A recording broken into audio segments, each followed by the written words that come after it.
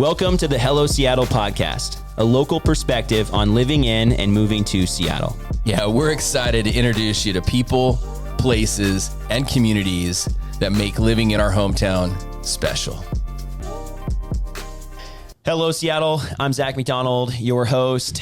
Hey, and I'm Dan Keller, your co-host. We're back again with are we number 9 now? This is number 9. Number 9 here in Shoreline. So just real quick, if you're just stumbling upon this episode today, we are talking about Meridian Park in Shoreline. So we have broken down the city of Shoreline into all the different neighborhoods. And Zach's obviously a real estate agent, so you know each and every one of these. I'm getting to learn each and every one of these. We both Dance money guy. We both live in the community, but dude, I'm learning a ton about these little neighborhoods that I drive through all the time that I didn't actually know they were communities that had individual like amenities and stats and everything. So this is really cool for me. Yeah. I mean, I think it's fun for me. I'm always learning things. You think you know something, and then you continue to dig into it. You start to learn the history. I mean, even our own, we were talking about Richmond Beach and Hillwood earlier in the season here, and we were both learning about our own neighborhoods, even just little things that we didn't know from living there in the time that we have. So if you think about this, so we're at episode number 9, and we've moved our way up from basically the water toward I-5. Kind of like that's kind of how we've done it. No specific order, but today Meridian Park. Yeah, we worked our way like on the west side, north to south, and now we're working our way kind of central Shoreline from south to north, and then we'll work back down on the other side of the freeway in the coming episodes. But I mean, we're talking about living in Shoreline. We really want people to have a good understanding of the different neighborhoods in Shoreline and also the overall community. And we think this is the best way to do that. It's just to dive into it and talk about what it's like living there. So locationally, right, we're central Shoreline we were talking about. You got Highway 99. So Highway 99 is the old freeway before we had I-5, and it's bordered on the east by I-5. So you got the new highway, the old highway, and then you have 185th, which is a main, I guess, east-west street in Shoreline. And then you also have on the south side, 160th. And that would be then Parkwood on the other side of the neighborhood on the south end. So Meridian Park is a pretty large neighborhood.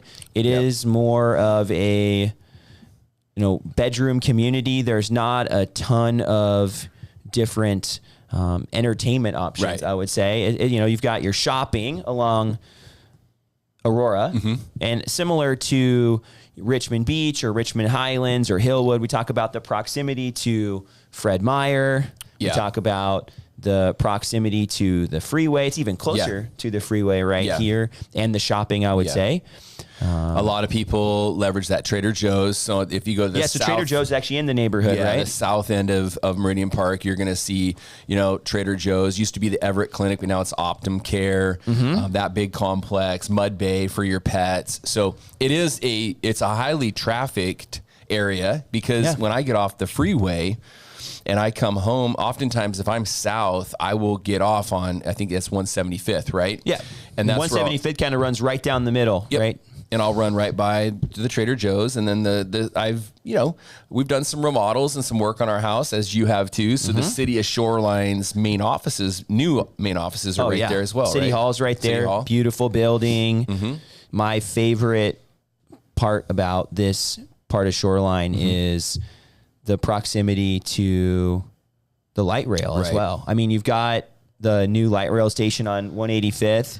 And it's just outside of the neighborhood, but super easily accessible for people that are in Meridian Park. I also used to play basketball at the Shoreline Community Center twice a week for 10 years or so. Not technically in Meridian Park, but just across 185th. So it's got like a sweet spot in my heart because the amount of times I've driven through Meridian Park is innumerable. I don't think I could count.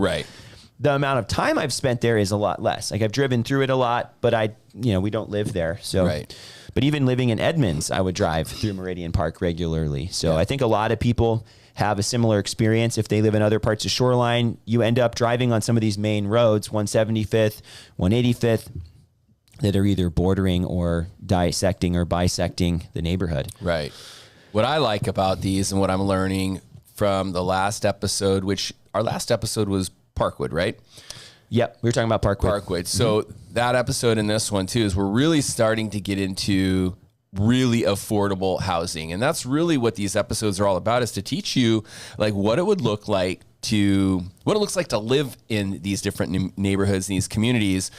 But then also from a financial standpoint, what would it cost to purchase a home? Yeah. And so we're gonna wrap today, and I'll give you, as a mortgage professional, reverse engineer what that would look like from a down payment and a monthly payment standpoint. But we're really getting into some very affordable homes and some nice homes. And if you look at, like you just said, proximity to I-5 for commuters, proximity to light rail, proximity to downtown Seattle. I mean, I'm finding myself nowadays taking either Aurora or going the back way down through even Ballard, getting into Seattle, no matter what time of the day. Just to avoid the freeway. just to avoid the traffic, right? And sometimes, Apple Maps will tell me that it's quicker. And it does. It is. It's usually faster. I think before we talk about the, buying a house, I think it's important to talk about just apartments in this neighborhood, because the light rail, talked about how important it is to the neighborhood. I think it's important for transit. There's been a lot of redevelopment and new development in Meridian Park specifically. Yeah. Not as much on the other side of Highway 99, but if you're in the central or even east shoreline and you're bordering the light rail, there's been a lot of townhouses built, which are more affordable new houses. You have along the highway, Highway 99, you have a ton of new apartment complexes too. So not only affordable or more affordable homes for purchase, but you can also rent. Right. And so the amount of apartments there, honestly, it seems a little bit much. Right. I'm not sure if they're all rented out, if we're quite honest, but it is bringing a lot more people into Shoreline that don't have to buy. Previously, there really just weren't a lot of apartment complexes in Shoreline. You had rentals, but they were people's homes that they were renting out, not as many of the apartment style housing. But now with the light rail, you have more apartment style housing. And then you also have some more of the new construction housing that is near the light rail on both sides of of I-5, essentially. We live in these communities, and so giving you a really good idea of proximity, we've talked about, we got the Fred Meyer Shopping Center at the north end of Meridian Park. But if you head down to the south end and you I want to say it's on the other side of Meridian Park, but it's on the border. You've got Town and Country. You kind of have that, what do you call it, that Westminster little area down there. Westminster Triangle, yep. And so you have and that shopping center down there is completely getting an overhaul, like new stores, new little kind of like your Chipotle's and stuff like that. So a lot of good is happening down there from a renovation standpoint. A fun fact, because we go there often, kind of right in the southeast part of Meridian Park, you have the Shoreline Recycling and Transfer Station, which... What do you mean to say is the dump? The dump. But here's the cool thing. I mean, yes, it's kind of nestled into... there's a little neighborhood south of it and a little neighborhood north of it. But then you've got Meridian Avenue, which is the main road, which provides some separation. It doesn't get stinky down there, but it backs to I-5. But I will tell you, it's kind of nice not having to drive 30 or 40 minutes if you need to go to the dump. It's true. And stuff. And so it is right in the heart. There's another one up in Mountain Lake Terrace as well. But I know, love to spend time outdoors. I thought you were going to say at the dump. No. I do spend a lot of time at the dump because I got a wife who's an influencer and she's always getting stuff sent to her. And so I'm finding myself taking truckloads to the recycling center. You're not supposed to say that. You're supposed to say that on air, that she's taking everything to the dump. No. Boxes. Boxes. Okay. And, not and all the things that she's getting sent. And stuff she's used. Okay. But I know you like to spend a lot of time, not necessarily at the dump, but in the outdoors. And there's a handful of parks. You have young kids. And so the kind of parks, they're your traditional parks that have trails and grassy areas, but there's also some schools that have parks, like playgrounds and stuff. So yes, I mean, you got Cromwell Park is kind of the, all encompassing park. You got the sport courts and playground and fields, stuff like that. And then you've got the Ronald Bog Park, and really it's just some trails with a wetland there. So if you're a bird watcher, or you just like to go I would say peace and quiet is right on the freeway though. So it's not really like a meditation sanctuary, right? A little bit loud, I would say, but it is a nice little park there on the water. And then you've got the interurban trail, which runs through this neighborhood. It runs through a multiple of these neighborhoods on the, central part of Shoreline. So you can bike, you can go for walks, really whatever you want to do. Yeah. My kids might scooter on the trail. And then you've also got a little Meridian Park, which the neighborhood's named after. Not one that we've intentionally sought out. So more of a neighborhood park. But I think, some great parks. I think the school there, Meridian Park, is pretty well regarded as well. Yeah. Most of Shoreline, as we talked about, has great public schooling. In Meridian Park, if you're in the neighborhood, you could, in theory, walk or have a short drive to school. Yeah. And you don't have to, commute in. It is a little bit closer as well to Shorewood, the high school. I would say the farthest probably away from Einstein is you get a little bit, it's probably a 10-minute drive from the junior high, but it is really convenient to the elementary school and also the high school there. Yeah, I think it's too important to know because I'm just telling you from experience, I leverage this a lot, right down by I-5 off of 175th, which is in the heart of Meridian Park, that Ronald Bog Park that you just talked about, right? Yep. Right across the street from that, across on Meridian, there's the Meridian Park Elementary School, but their play fields there, that's where there's a lot of like select baseball and softball tournaments. So it's widely used right here, and it's a really, really nice complex. But I will tell you, right across the street from both the park and Meridian Park Elementary School is Aurora Community Church. I tell you this because that big parking lot right there serves as a park and ride. And I've used it numerous times with friends. It's big enough where I've actually pulled my boat in there and met people to head down to Vancouver to go fishing. And so park and rides, super convenient, right off of I-5, right in the heart here of Meridian Park. So just kind of like an insider tip from a resident. There you go. Yeah. Did you know that's where I graduated from high school? Our Kings had their graduation at what at the time was Aurora Nazarene Church. Okay. So well, it's a really large it's a big church facility. Church. Kings is a small school too. So when you go to a school with 400 400 students and 120 graduates, you can graduate at a church. Yeah. You don't get to do that if you're a bigger public school. You gotta find a bigger venue. But we get to graduate right there. So right off of, right in Meridian Park. I graduated from high school in Meridian Park. There you go. Fun fact from Zach. Okay, let's talk about housing in the other sense. We talked about renting a little bit. Let's talk about buying. Dan, we got a median sales price of $855 in this neighborhood. Average is like $885. Quite a bit more affordable still. Not cheap, but more affordable than most of the other neighborhoods we've been talking about in Shoreline. I think you were going to use the median of $855. What does it look like if somebody wants to buy a house in Meridian Park? Yeah, I think it's important to understand because people always ask, like, what's the average or what should we put for a down payment? One, that's kind of a loaded question. I think you should put whatever, what you have budgeted and set aside for a down payment. But the average down payment in King County and, by the way, Snohomish County in 2024 was right between 5% and 7%. Look at that down payment. So you don't need to put 20% down. No, definitely not. Yeah. And these are and by the way, these statistics are also for people selling homes and moving up or moving down or sideways. So just all in all, so I used 5% down. Let's just keep it round.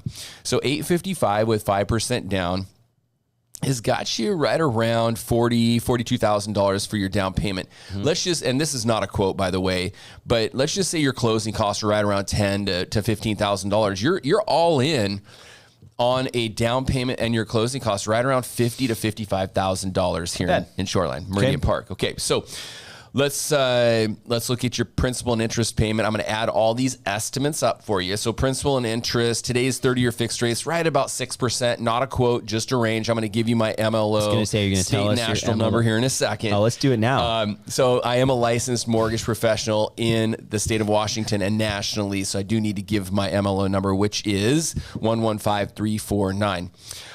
Legally. So now we're in compliance. But these are not quotes. These are just kind of averages right now. But if you were to buy a home, $855, 5% down, with a 6% 30-year fixed rate mortgage, your principal and interest payments right around $4,870 a month, $4,870 a month.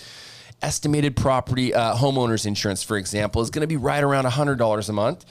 You have property taxes right around $700 a month. Yeah. You know, it could be a little bit less, could be a little bit more. And then again, these are estimates. And then private mortgage insurance, because you're putting down less than 20%, right around $183 a month. So total monthly payment, you add all of that up, you're looking at just under $6,000 a month. Okay.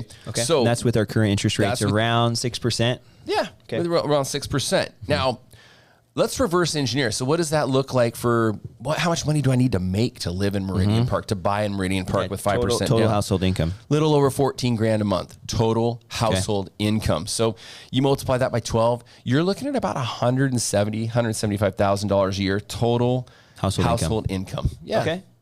So if you got a couple like incomes in that median range, you'll be able to afford living here. Oh yeah. Okay. Yeah, definitely. So we always say this at this point in time in the podcast. I like to give you these numbers and reverse engineer based off of estimates. You might have 10% or 20% down, which could change the numbers a lot. What if somebody did put 20% down? Could you give us like a quick monthly payment? I'm curious because we both know that the amount of your mortgage is really what is going to dictate your, your payment, right? It's the loan amount. So if you could put 20% down instead of 5%, maybe you're moving here from somewhere else. You're not maybe making $175 a year, right. but you got $200,000 in equity from a previous home that you bought. So you're not starting where you need to put 5% down. What would that look like? Yeah, you're looking at right under $5,000 a month, so about $4,900 a month. That's a big difference. That's with $855,000 with 20% down. Now remember, you're putting down more money than the other option. Yeah, so and your money's tied therefore up in the you house. owe less. Therefore your payment's less, but then there's no PMI, so you're saving about $175 a month in private mortgage insurance. So what would you need as your income in that scenario? So if your payment's about $4,900, there's some assumptions you need to make that you do actually have some debt, unless you're debt free, which most Americans aren't. So I just use, for example, $500 in revolving debt. So if I took that, added that to your payment, you're looking at needing about $12,000 a month in total household income. That's a couple $1,000s less a month, though. Yeah, for that same. And if you have 20% down. If you owned your car or your cars and you didn't have that revolving debt, you didn't have student debt. Now you're looking at a more manageable payment, right? Yeah. The reality of it is most people in Snohomish County that are first-time home buyers that are buying in this particular market, we're not trying to stereotype, we're just trying to go off of like averages. They're first-time home buyers, they're putting down less than 10%. Yep. And so this is kind of that general ballpark you'd be in. But I always say, hey, if you have any questions, scenarios that you want to run by, hey, Zach, are there better deals than $855? Reach out to us. Yeah. Zach's in the market every single day as a real estate professional. I'm in the office crunching numbers like this every single day, and that's all Dan ever does. That's what we do. That's why we have this podcast. Actually, fish is all he ever does this time of year. On the weekends, I do like to fish, or the early mornings. The early mornings. Yeah, it's just a bit longer day for you.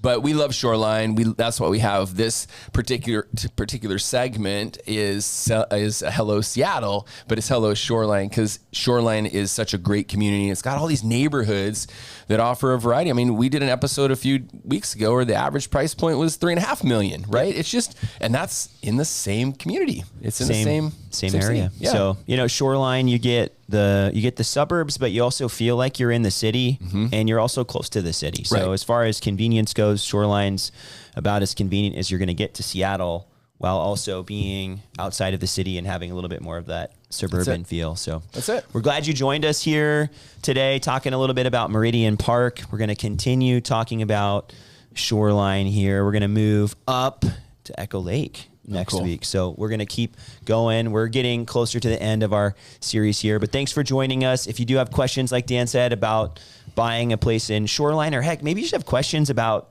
moving to the area, we'd love to be a resource for you, and we'll see you next week. Bye. Shoreline.